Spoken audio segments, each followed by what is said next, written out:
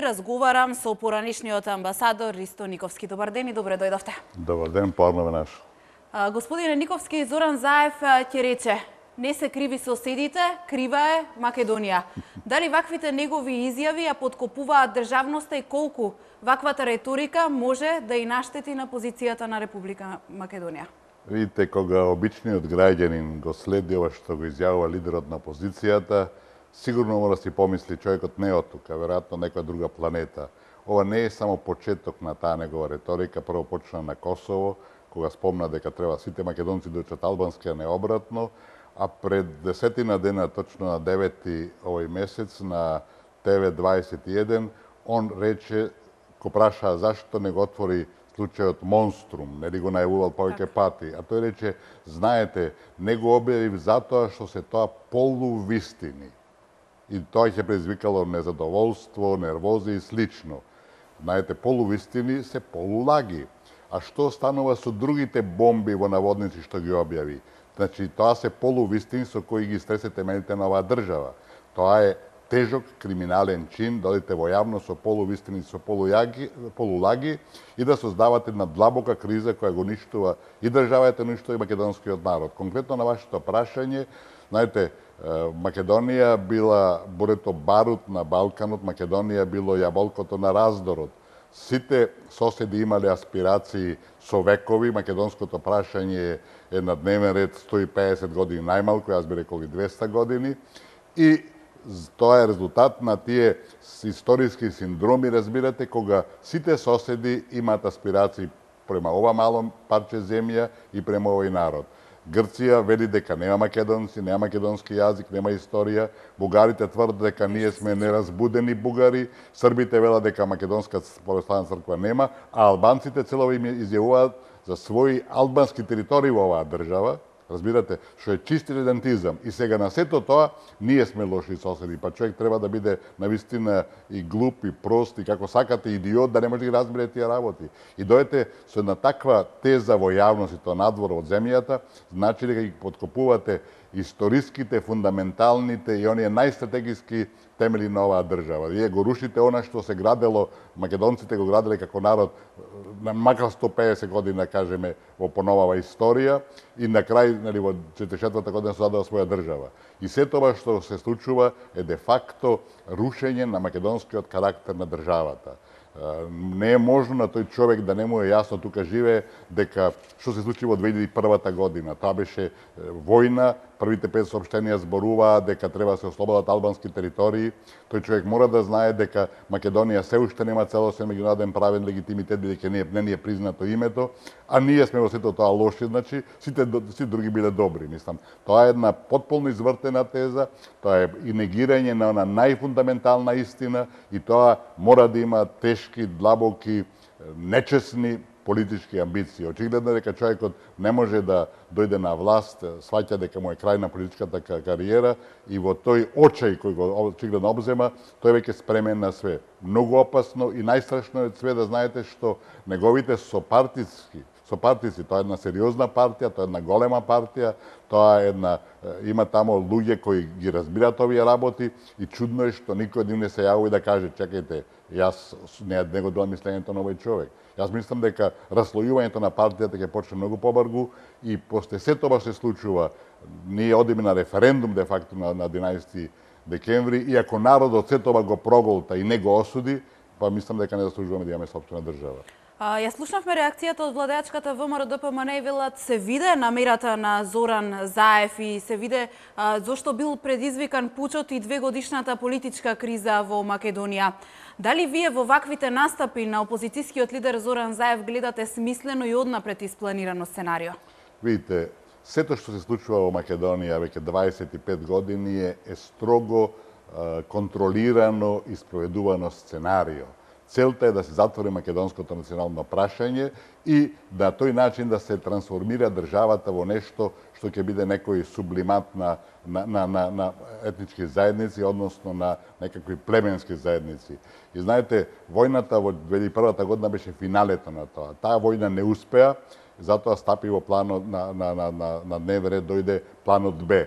Со планот Б, де факто беше Охридскиот договор, се растури оваа држава. Оваа држава можеби никогаш нема да може да се врати во една нормала, затоа што се создаде, се игнорираше уставот, се промени уставот, се игнорираше македонскиот народ. Вие знаете дека во собранието дојде предлогот за промените на уставот, со кој беше избрише македонскиот народ. После тоа се врати, меѓутоа, велам, со сите елементи кои се ставени во Охридски договор, де факто државата е нешто што се очекува да не биде функционална, разбирате. И се тоа што го прави сега Заев, тоа е дел од тоа сценарио. Кризата во која поминуваме последните 2 години е апсолутно странско масло, без оглед што го, дали се прислушкувало во нашето МВР или имало и странски служби. Странските служби снимаат све, разбирате, една Меркел била снимана и сите, не може Македонија да не биде снимана.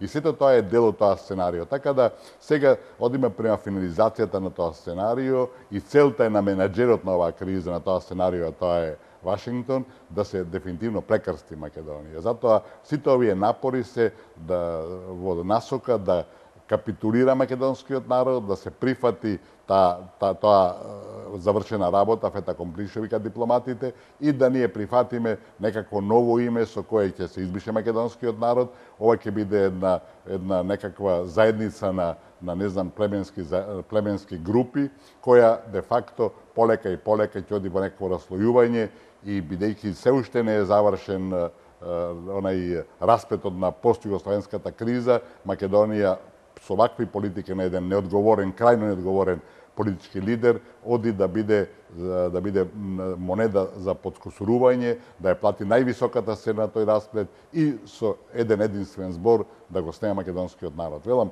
нешто неодговорно, ова е невиден политички скандал, ова е нешто што мора да го повреди секој обичен македонец, не мора да биде патриот, нека си биде обичен граѓанин со некакво чувство национално, на ова мора да реагира и тоа мора да го покаже на изборите. Велам, изборите ќе бидат еден навистина плебисцит на овој народ и ако народот не покаже све за своето собствено обстојување, мислам дека лошо ни се пишува. Сакам да го слушам вашето мислење во оној друг дел од изјавите и најавите на Заев за редефинирање на државата, за воведување на двојазичност на цела територија, па дури сега во Швајцарија спомена дека треба да се излезе од рамките на рамковниот договор. Го прогласува ли со ова опозицијскиот лидер Зоран Заев рамковниот договор за мртов и колку неговите вакви најави можат да станат реалност? Видите, таквите најави за среќа не може да станат реалност, бидејќи македонскиот народ низ историјата покажал дека е свесен, дека знае кој и што е и дека секоја се бори за она што му е универзално право, нели така. Меѓутоа, тоа е една голема опасност што го најавува и знаете, во суштината Охридскиот договор беше катастрофален за државата, со една единствена позитивна нотка, а тоа беше унитарниот карактер нејзин. Меѓутоа, тој унитарен карактер се цело време негира, игнорира, сите овие 15 години од војната во 2001 година, и круната на тоа е федерализацијата, двојазичноста, разбирате, и на тој начин, де факто, се оди во разбивање на државата, затоа што прво кој ќе го снема македонскиот народ, кој ќе биде тој прекрстен, разбирате, оваа држава станува непотребна и тоа ќе води до нови војни, нова балканска војна и нешто што ќе биде страшно. И затоа тоа не може да си го дозволи никој и тоа ќе биде спречено. Меѓутоа, тие обиди да се постигне максимумот да се игнорира македонскиот народ се апсолутно на маса, апсолутно реални и со нив се сочуваме секој ден. Знаете, со Охридскиот договор кога беа направени тие етнички заедници, де факто се игнорира основното дипломатско светско правило, основата мислам демократско, пардон, не дипломатско, основната демократија е да владее мнозинството. И бидејќи македонците се едно двотретинско мнозинство скоро оваа држава, што се направи? Се направи дека имаме етнички заедници. Што се случи во Пржино? Имаме пак 4 овие поглавици кои потпишуваат договор, каде 2 албански партии и 2 македонски партии се еднакви де факто. И исто како со Охридскиот договор, значи продолжение Охридскиот договор со тоа што целта е да се игнорира мнозинскиот народ. Се наметнуваат решенија кои ќе бидат некаква консензуалност, разбирате, што е апсолутно надвор од демократијата, решенија кои за жал со цел глас ги промовира лидерот на опозицијата, кои де факто го уништуваат основниот карактер на оваа држава и владењето на мнозинството. Ако го дозволиме тоа, ако дозволиме да една мала група може да наметнува своја релативно мала група, мислам едно малцинство да го наметнува својот став и своите политики, значи ние де факто одиме контра на сите меѓународни движења и светски движења. И во тој контекст мора да спомне и фактот што мислам, не знам кој го кажал тоа, Заев пропагира некакво граѓанско општество. Граѓанското општество е убиено во сршта со Охридскиот договор. Затоа се направени тие етнички заедници. И знаете зашто е тоа? Затоа што преку тие етнички заедници и групи, разбирате, можно е влијањето од надвор. Имате сега етнички партии, кои се, еден дел знаеме сите, кои се под директна контрола од Вашингтон, тие ги следат нивните инструкции, а во граѓанско општество, кој имаме сите кои ќе бидеме и се бориме за правата на секој граѓанин, а не на поедини групи, разбирате, ние ќе имаме навистина на демократија, вистинска демократија, каде што ќе се грижиме за секој граѓанин, а не да се поделиме на некакви вештачки етнички заедници, кои де факто водат во еден ќорсокак и водат во нефункционирање на државата. И основниот, ако сакате, недостаток на Охридскиот договор е што не кажа јасно и гласно, тоа намерно беше направено, дека македонскиот јазик е тој што ќе обединува државата. Македонците во Тетово, Гостивар од своји потреби ќе учат албански, а не може да учат албанците, македонците во Ресен, во Битола, каде или нема албанци или се многу мал број. Затоа што тоа се извитоперени природи, извитоперени политики со една единствена цел да се игнорира македонскиот мнозински народ и да се затвори македонското прашање на штета на нас македонците. Господине Никовски, ви благодарам за овој разговор.